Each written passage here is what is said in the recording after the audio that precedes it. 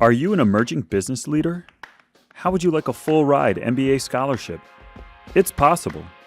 The Ivy College of Business is offering a full scholarship for one standout student in the online MBA.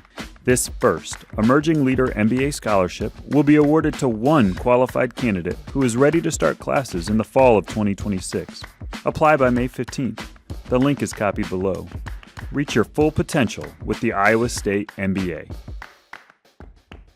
From the first switch on to the last transaction, Mediacom Business delivers the internet that keeps your business connected. With speeds up to 1 gig, built-in data security, and Wi-Fi powered by Eero, get the performance your business demands. To learn more, go to MediacomBusiness.com. The Business Record News Headlines is brought to you by the Ivy College of Business at Iowa State University, where world-class faculty, staff, programs, and facilities come together to deliver business education for a rapidly changing world. At Ivy, students gain more than a degree, they gain real-world experience and the confidence to lead in any industry.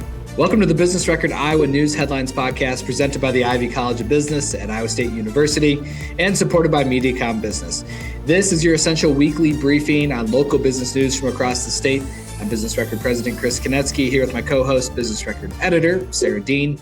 And we're starting with our Business Record Roundup, reviewing the top 3 stories reported by the Business Record Newsroom that you might have missed over the past week. Sarah, go ahead and take us away. Thanks, Chris. The potential closure of a rail line between Grimes and Des Moines has forced one business to look outside the metro area for a new location with rail access. Norfolk Southern Railway has submitted a petition to the Federal Surface Transportation Board with plans to abandon a 12-mile rail line because the expense of operating the line has continued to exceed its revenue. In the petition, Iowa Interstate Railroad said it would discontinue the lease and operation authority of the rail when Norfolk Southern stops using it.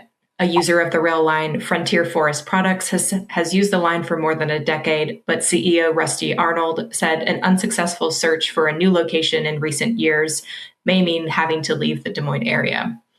Another user, Beiser Lumber, has declined in its use of the line significantly, but Grimes will continue to be part of its operation if it closes. The Transportation Board is expected to make a decision on Norfolk Southern's petition by July. Real estate lenders and agents are expecting interest rates for home mortgages to stay around 6% for the next 12 to 24 months, as recent data indicates home buyers are starting to move off of the sidelines after seeing little change. Mortgage rates have eased since 2024, but remain elevated compared with the very low rates buyers saw during and before the pandemic.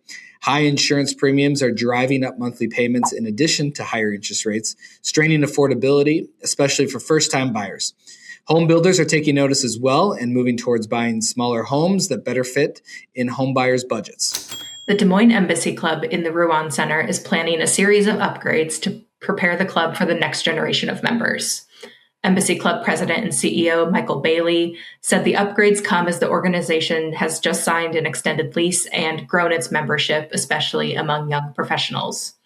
The renovations include opening up the space to create a view to the west and redesigning the reception area. The scope of the project is still being considered, but improvements are estimated to cost up to $750,000. Work will be completed in phases with a goal to finish by early 2027. You can read all these stories in full and more news at businessrecord.com. Next up is our statewide headlines with the news you need to know from across Iowa. We bring you the news each week with the help of our sponsors. So before we get to the news, let's hear from our sponsor, Mediacom Business. Introducing Mediacom Business All-In Internet. 1 gig business-grade internet with advanced Wi-Fi for employees and customers and built-in data security to help protect your network. 1 gig business internet for only $149.99 a month with a 2-year price lock. Here are this week's statewide headlines with the news you need to know from across Iowa. Up first, hiring across the state remains sluggish in March as employers held off on adding workers because of higher energy costs and uncertainty tied to the Iranian conflict. In March, Iowa's unemployment rate dropped slightly to 3.3%, and Iowa employers shed 500 jobs from their payroll.